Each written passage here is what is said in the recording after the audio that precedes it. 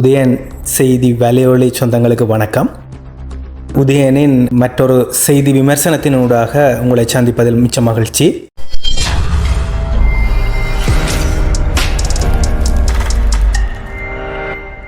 இன்றைய தினம் நீங்கள் எல்லோரும் பார்த்திருப்பீர்கள், ஊடகங்களில் ஒரு செய்தி பிரதான செய்தியாக வெளியாகியிருந்தது. 2019 ஆண்டு இடம்பெற்ற மிக மோசமான ஒரு குண்டு தாக்குதல், ஈஸ்டர் தாக்குதல். அந்த தாக்குதல் தொடர்பில் மீண்டும் மற்றொரு ஜனாதிபதி விசாரணை ஆணைக்குழு கொண்டு ஜனாதிபதி ரணில் விக்ரமசிங்கவால் நியமிக்கப்பட்டிருக்கிறது.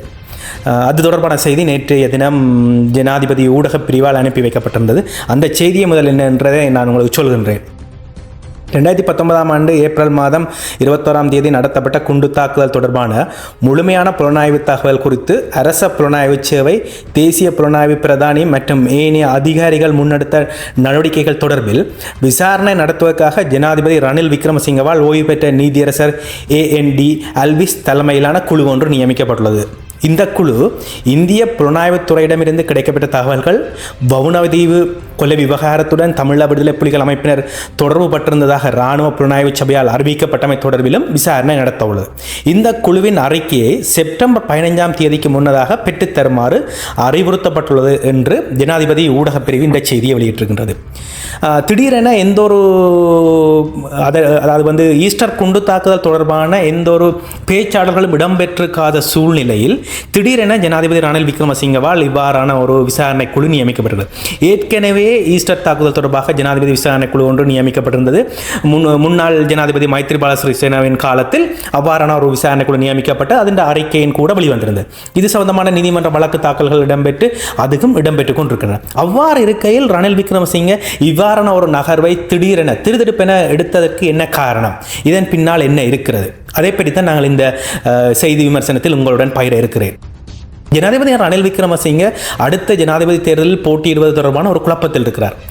அவர் போட்டியிடுவதாக இருந்தால் எந்த கட்சி சார்பில் களமிறங்குவது என்பதில் அவருக்கு அந்த குழப்பம் இருக்கிறது. ஸ்ரீலங்கா பொதுஜன பெரமுன, அதாவது மஹிந்த ராஜபக்ஷவினரின் கட்சியான ஸ்ரீலங்கா பொதுஜன பெரமுனவின் ஆதரவுடன் ஆட்சிக்கு வந்தவர் தான் ரணில் விக்ரமசிங்க. இப்போதும் அவர்களுடைய தாவில் தான் ஆட்சியில் இருக்கிறார். அவர்கள் தமது கட்சி சார்பில் அடுத்த ஜனாதிபதி தேர்தலில் ரணில் விக்ரமசிங்க களமிறங்க வேண்டும் என்பதை வலியுறுத்தி வருகின்றனர். திரும்ப அதை சொல்லி வருகின்றனர். பல தடவைகள் பசில் ராஜபக்ஷ ரணில் விக்ரமசிங்குடன் பேசும்போது அதை சுட்டிக்காட்டுகிறார். தமது கட்சி சார்பில் ரங்க வேண்டும், அவர்கள் தமது கட்சி சார்பில் அடுத்த ஜனாதிபதி தேர்தலில் யாராவது ஒருவர் வேட்பாளராக களமிறங்க வேண்டும் என்பதில் வலு தெளிவாக இருக்கிறார்கள். அவர்கள் தொடர்ச்சியாக ஜனாதிபதி ரணில் விக்ரமசிங்கவுக்கு நெருக்கடி கொடுத்துக் கொண்டிருக்கிறார்கள். ஜனாதிபதி ரணில் விக்ரமசிங்க தான் தேர்தலில் போட்டியிடுவதா இல்லையா என்பதை கூட வெளிப்படுத்தாமல் இழுத்தடித்து வந்திருந்தார். அவர்கள் பசில் ராஜபக்ஷவும் மஹிந்த ராஜபக்ஷவும் ரணில் விக்ரமசிங்கவுக்கு காலக்கெடுவை விதித்திருந்தார்கள். இந்த மாதம் 16 முன்னர் நீங்கள் ஜனாதிபதி தேர்தலில் போட்டியிடுவீர்களா இல்லையா என்பதை வெளிப்படுத்த வேண்டும் என்று காலக்கெடுவை விதித்திருந்தார்கள். அந்த காலக்கெடுவு நெருங்கி வருகிறது. இவ்வாறு ஒரு சூழலில் தான் இந்த ஈஸ்டர் குண்டு தாக்குதல் தொடர்பான மற்றொரு ஜனாதிபதி விசாரணை ஆணைக்குழு நியமிக்கப்பட்டிருக்கிறது. ஏன் இந்த நகர்வை ஜனாதிபதி ரணில் விக்ரமசிங்க திடீரென முன்னெடுத்தார்? அவரது நகர்வுக்கு பின்னால் காரணங்கள் இல்லாமல் இல்லை.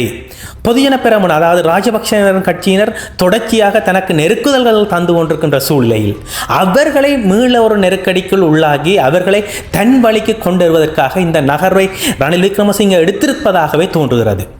ஏனெனில் ஈஸ்டர் தாக்குதல் ஒரு அரசியல் நோக்கத்துக்காக செய்யப்பட்டதாக பலரும் சொல்லுகின்றனர். அண்மையில் கூட சேனல் 4 ஊடகம் வெளியிட்ட காணொளி தொகுப்பில் கூட அந்த விடயம் சுட்டிக்காட்டப்படுகிறது. கோத்தபாய ராஜபக்ஷ மீண்டும் ஜனாதிபதியாக வருவதற்காக நடத்தப்பட்ட ஒரு அரசியல் குண்டு தாக்குதல், தற்கொலை தாக்குதல் தான் இது என்றது கூட சொல்லப்பட்டிருந்தது. பிள்ளையான், அதாவது கிழக்கு மாநிலத்தின் முன்னாள் முதலமைச்சராக இருந்து சிவனேஸ்வரை சந்திரகாந்தன் எனப்படுகின்ற பிள்ளையான் உதவியாளர் இந்த விடயத்தை வெளிப்படுத்தினார். பிள்ளையானுக்கும் அதில் தொடர்பு இருக்கிறது.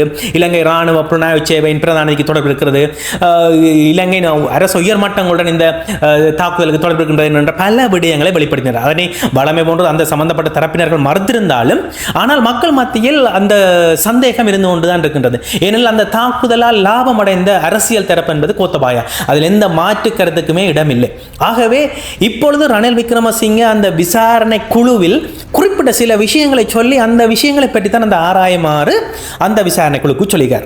அதாவது குண்டு தாக்குதல் தொடர்பான முழுமையான புலனாய்வு தகவல்கள் குறித்தும் அரச புலனாய்வு சேவை, தேசிய புலனாய்வு பிரதானி மற்றும் ஏனைய அதிகாரிகள் முன்னெடுத்த நடவடிக்கைகள் தொடர்பில் அவர் குறிப்பிட்டு சொல்வதன் ஊடாக சில விடயங்களை குறிப்பிட்டு சொல்வதன் ஊடாக அவருடைய இலக்கு தெளிவாக தெரிகிறது. அதேவேளை அவர் அதில் இன்னொரு விடயத்தையும் சுட்டிக்காட்டுகிறார். இந்திய புலனாய்வுத்துறை, அதாவது ரோ என்று சொல்லப்படுகிற இந்தியாவினுடைய புலனாய்வுத்துறை இது ஈஸ்டர் குண்டு தாக்குதல் தொடர்பிலே முன்னெச்சரிக்கையாக தகவல்களை வழங்கியிருந்தது. ஆனால் அதை கூட இலங்கை அதிகாரிகள் பொருட்படுத்தவில்லை. அப்போ அந்த விடயங்கள் தொடர்பில் தான் இப்பொழுது புதிய ஆணைக்குழு விசாரணை நடக்கும். அதில் இன்னும் ஒரு விஷயம், அதாவது வவுனதீவில், மட்டக்களப்பு வவுனதீவில் 2 போலீசார் கொல்லப்பட்டிருந்த சம்பவத்தை விடுதலை புலிகள் மீது பழி சுமத்தப்பட்டிருந்தது. விடுதலை புலிகள் மீளுருவாகிவிட்டார்கள், விடுதலை புலிகள் தான் அதனை செய்திருந்தார்கள் என்ற தோற்றத்தில் அவ்வாறான செய்திகள் கசிய விடப்பட்டிருந்தன. அந்த செய்திகளை கசிய விட்டிருந்தது இராணுவ புலனாய்வு சேவை. அப்போ இந்த இராணுவ புலனாய்வு சேவையால் தான் அந்த செய்திகள் அது திட்டமிட்ட நோக்கத்தில் கசிய விடப்பட்டது என்பது தொடர்பிலும் இப்போது ஆராயப்படுகிறது. ஏனெனில் அந்த வவுனதீவு கொலை சம்பவத்துக்கும் ஈஸ்டர் தாக்குதலுக்கு நெருங்கிய தொடர்புகள் இருப்பதாக சொல்லப்படுகிறது. அந்த வவுனதீவு கொலையுடன் தொடர்புடைய சந்தேக நபர்கள், வவுனதீவில் போலீசாரை கொன்றதனுடைய தொடர்புடைய சந்தேக நபர்கள் ஈஸ்டர் குண்டு தாக்குதலில் தொடர்புடையவர்கள் என்ற பலமான சந்தேகங்கள் இருக்கின்றன. அது தொடர்பான ஆதாரங்கள் ஏற்கனவே வெளிவந்திருக்கின்றன.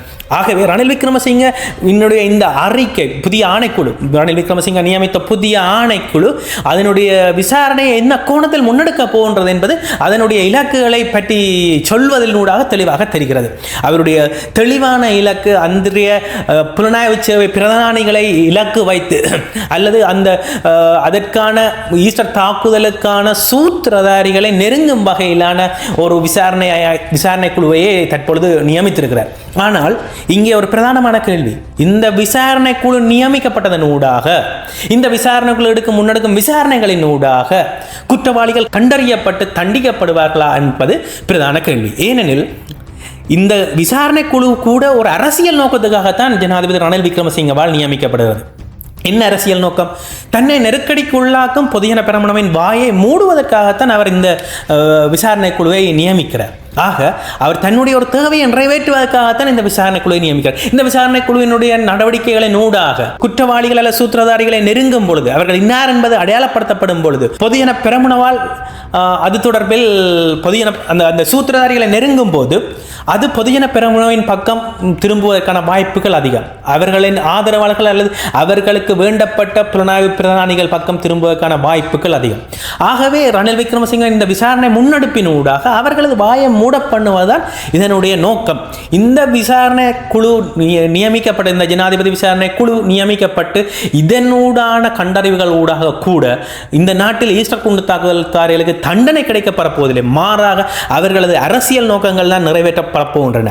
இவ்வாறான ஒரு ஜனாதிபதி தேர்தல் களம் நெருங்க இவ்வாறான சடுகுடுத்தனங்கள் இன்னமும் அதிகமாக கூடும். அதுவும் குள்ள நரி என்று வர்ணிக்கப்படுகின்ற ரணில் விக்ரமசிங்க இவ்வாறான பல விடயங்களை இன்னமும் செய்யக்கூடும். இது தொடர்பான பல்வேறு விடயங்களை பற்றி அடுத்த காணொளியில் நான் உங்களுடன் மீண்டும் அலசி ஆராய்கின்றேன். நன்றி, வணக்கம்.